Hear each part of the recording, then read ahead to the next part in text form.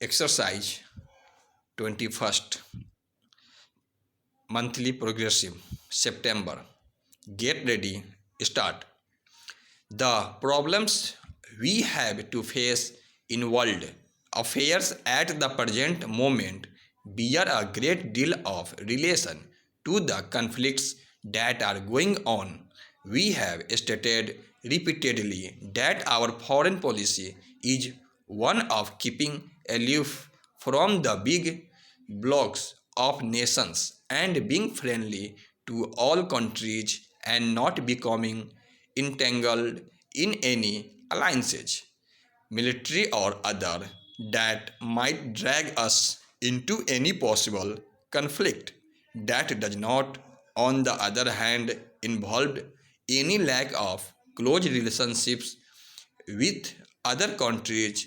The House will remember that sometime back I mentioned the question of India's possibly relationships with the Commonwealth, and I informed the House of the broad lines of our approach to this problem, and I gathered that the House agreed to it. Subsequently, the question as considered by the National Congress at its Jaipur session, and in broad lines they also laid down the policy to the pursuit.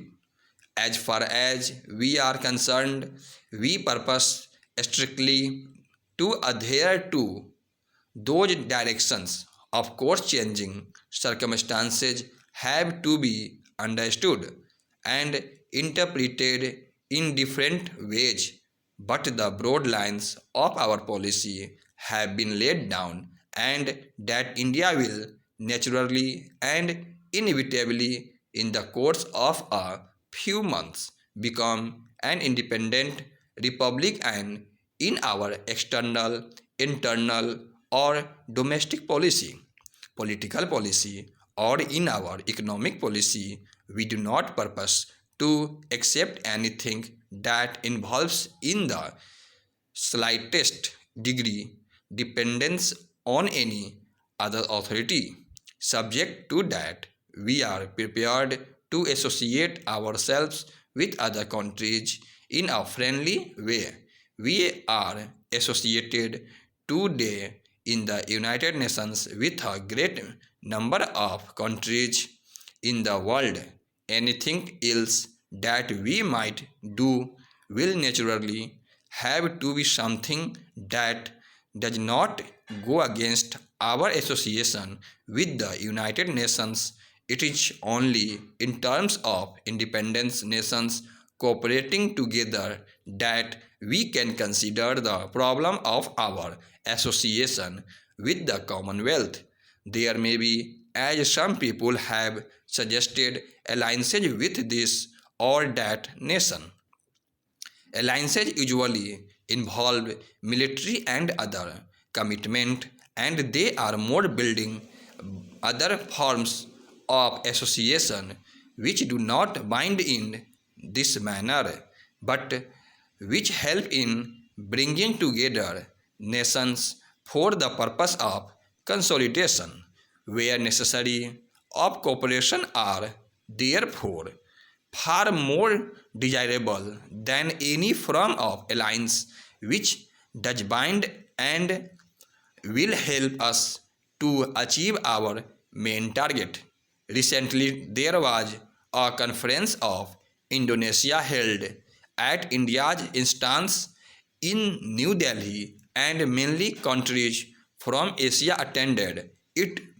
Besides Egypt, Ethiopia, Australia, and New Zealand, the conference forcefully brought several matters before the world's eye, and one of the resolutions passed at that conference was that we should explore methods of close cooperation. We are pursuing that line of inquiry, and perhaps in the course of a month or two, or perhaps more, we may have some more definite results to consider. Possibly, we might have another conference to consider the possible lines of cooperation.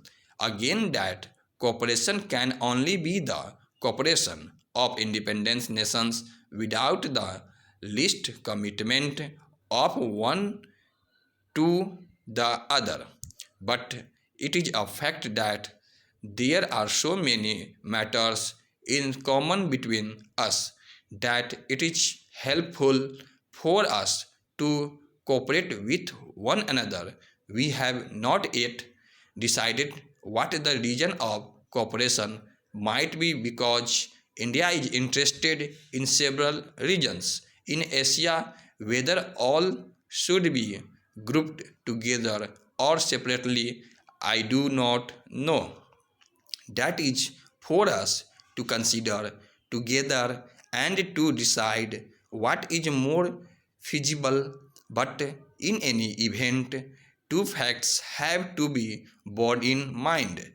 One is that whatever structure of cooperation we may build up will be entirely within the scope of the Charter of the United Nations. Secondly, there will be no binding converted in it, and this will largely be an organization for the consultation and cooperation that naturally flow from common interest. So our policy will continue to be not only to keep aloof from power alignments but try to make friendly cooperation possible. Fortunately, we entire upon our independence as a country with no hostile background in regard to any country.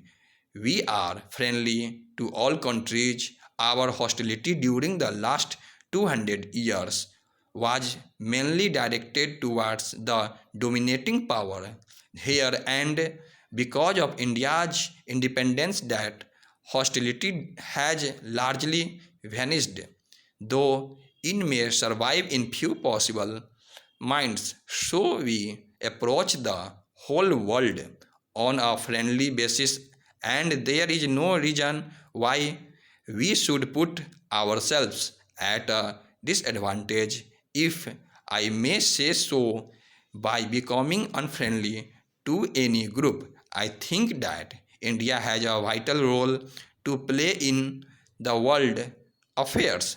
The various ideologies that confront the world today, the various isms which threaten conflict repeatedly, may have a great deal, I think, commend themselves, but all of them have been derived, if I may say so, from the background of Europe.